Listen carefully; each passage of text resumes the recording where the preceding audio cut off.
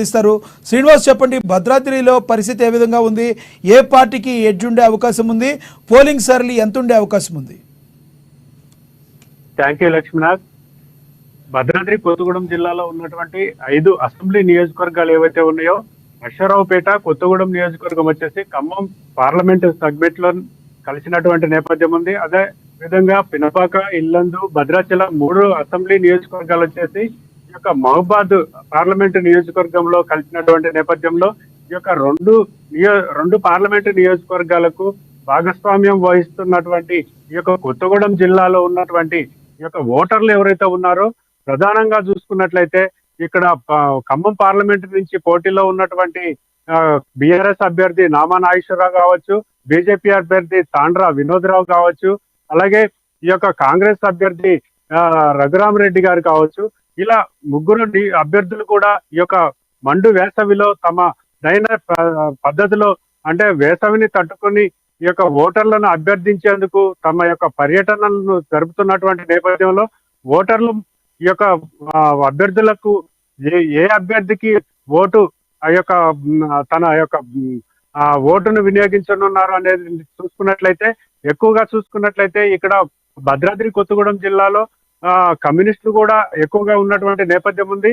అలాగే బీఆర్ఎస్ అనేది ఈ యొక్క ఇప్పుడు కనుమరుగవుతున్నటువంటి నేపథ్యంలో ఇక్కడ ఉన్నటువంటి ప్రధానమైనటువంటి పార్టీలు మూడిట్లో ఒకటి కాంగ్రెస్ ప్రథమ స్థానంలో నిలుస్తుందని కూడా ఓటర్ల అభిప్రాయం నుంచి తెలుస్తుంది.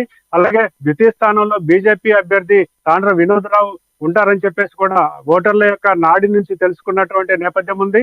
అలాగే థర్డ్ ప్లేస్ లో, అంటే 3వ స్థానంలో ఉన్నటువంటి బీఆర్ఎస్ అభ్యర్థి నామా నాగేశ్వరరావు, అంటే నామా నాగేశ్వరరావు మీద ఉన్నటువంటి పార్టీ మీద వ్యతిరేకత కావచ్చు, అంటే గతంలో 10 సంవత్సరాలు పరిపాలించినటువంటి బీఆర్ఎస్ పార్టీ ఏదైతే ఉందో ఆ యొక్క బీఆర్ఎస్ పార్టీ అధికారంలో, అంటే పూర్తిగా ఏజెన్సీలో ఉన్నటువంటి ఈ యొక్క భద్రాద్రి కొత్తగూడెం జిల్లాలో ఉన్నటువంటి గతంలో రాజశేఖర్ రెడ్డి ముఖ్యమంత్రిగా ఉన్నప్పుడు, కాంగ్రెస్ ప్రభుత్వంలో ఉన్నప్పుడు పేదలకు ఇచ్చినటువంటి పోడు భూములు పట్టాలు ఏవైతే ఉన్నాయో ఆ యొక్క పట్టాలను సైతం పనికిరావని చెప్పేసి ఈ యొక్క పోడు భూములు గిరిజనులకు ఇచ్చినటువంటి పోడు భూములకు ఫారెస్ట్ అధికారులతోటి ఆ యొక్క సాగుకుంటున్నటువంటి పోడు భూములకు ట్రంచులు కొట్టించినటువంటి నేపథ్యంలో ఈ యొక్క ప్రాంతంలో పూర్తిగా బీఆర్ఎస్ పార్టీకి ఓటర్లు, అంటే గిరిజనులు, ఏజెన్సీలో ఉన్నటువంటి గిరిజనులు పూర్తిగా వ్యతిరేకతతో ఉన్నటువంటి నేపథ్యం ఉంది.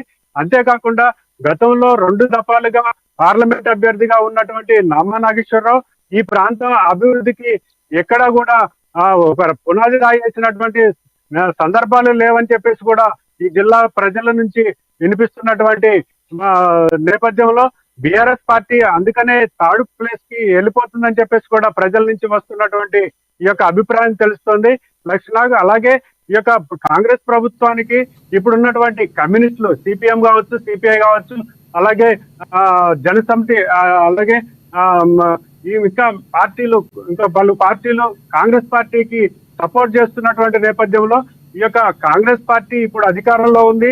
కాంగ్రెస్ పార్టీ అధికారంలోకి వచ్చేటప్పుడు అసెంబ్లీ ఎన్నికల ముందు ఇచ్చినటువంటి హామీలు ఏవైతే ఉన్నాయో పూర్తి స్థాయిలో అమలు చేస్తున్నటువంటి నేపథ్యంలో కాంగ్రెస్ పార్టీనే ప్రజలు ఎక్కువగా ఆకర్షిస్తున్నట్టు అని కూడా చెప్పుకోవచ్చు. ఈ యొక్క నేపథ్యంలో ప్రథమ స్థానంలో ఈ యొక్క కాంగ్రెస్ అభ్యర్థి రఘురామరెడ్డి నిల్చున్నారని కూడా ప్రజల నాడి నుండి మనం తెలుసుకున్నటువంటి నేపథ్యం ఉంది. అలాగే ద్వితీయ స్థానంలో బీజేపీ పార్టీ అభ్యర్థి తాండ్ర వినోద్రావు కూడా ఈ యొక్క మండు వేసవిలోనూ లెక్క చేయకుండా వయసు కొంత పైబడినప్పటికీ కూడా తాను ఓటర్లను ఆకట్టుకునే విధంగా తన యొక్క పర్యటనలు, మండు టెండలు కూడా ప్రచారాలను కొనసాగిస్తున్నటువంటి నేపథ్యం ఉంది.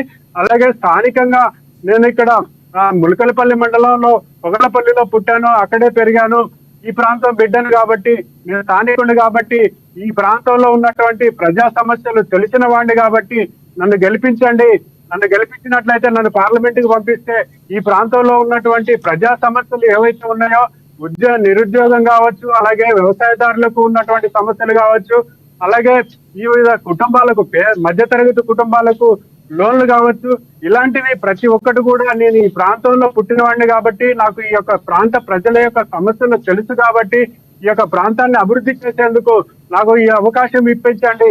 ఈ అవకాశం ఇప్పించినట్టయితే ప్రధానమంత్రి నరేంద్ర మోడీ తోటి మాట్లాడి ఈ ప్రాంత అభివృద్ధికి అహర్నిశలు కష్టపడతానని చెప్పేసి కూడా తాను ఈ యొక్క ప్రాంతంలో తిరుగుతూ ఈ రోజు పొద్దుట 7 గంటల నుంచి ఈ రోజు సాయంత్రం 8 గంటల వరకు ఈ యొక్క ప్రచారాన్ని కొనసాగించున్నటువంటి నేపథ్యం కూడా నడుస్తుంది లక్ష్మీనాథ్. అయితే శ్రీనివాస్, ముఖ్యంగా నాయకులందరూ కూడా ఇంకా మరొక వారం రోజులు మాత్రమే సమయం ఉంది. మనందరికీ తెలుసు ఈ వారం రోజుల తర్వాత 11వ తారీఖు ఆదివారం 11వ తారీఖు సాయంత్రం 5 గంటల తర్వాత ఎటువంటి పరిస్థితుల్లో ఇంకా చేసేదేమీ ఉండదు.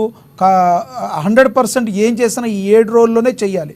మరి ఎంతవరకు ముందుకు తీసుకెళ్ళగలుగుతున్నారు తమ పార్టీ యొక్క మేనిఫెస్టోల్ని వాటిని?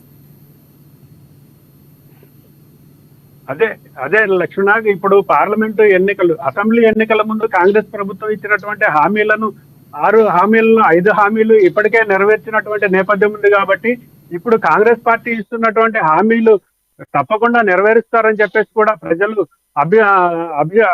అంటే ఆలోచన చేసి కాంగ్రెస్ కే పట్టం కట్టేటువంటి అవకాశం కూడా ఉంది. అలాగే వాళ్ళకి కమ్యూనిస్టులు కూడా సపోర్ట్ చేయడంతో ఈ యొక్క అవలేలగా కాంగ్రెస్ పార్టీ అభ్యర్థి ఈ యొక్క రఘురామరెడ్డి ఎవరైతే ఉన్నారో ఆయన గెలిచేటువంటి అవకాశాలు ఎక్కువగా కనిపిస్తున్నటువంటి నేపథ్యం కూడా ఉంది.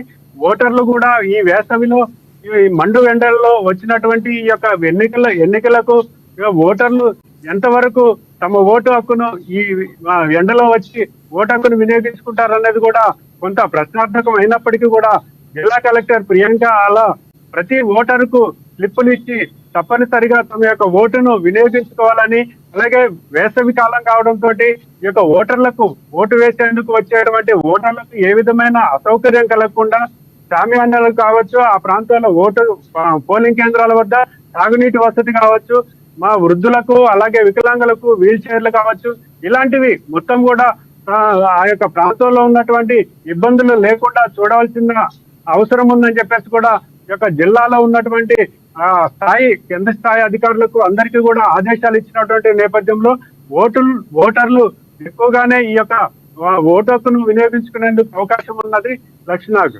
Thank you Srinivas.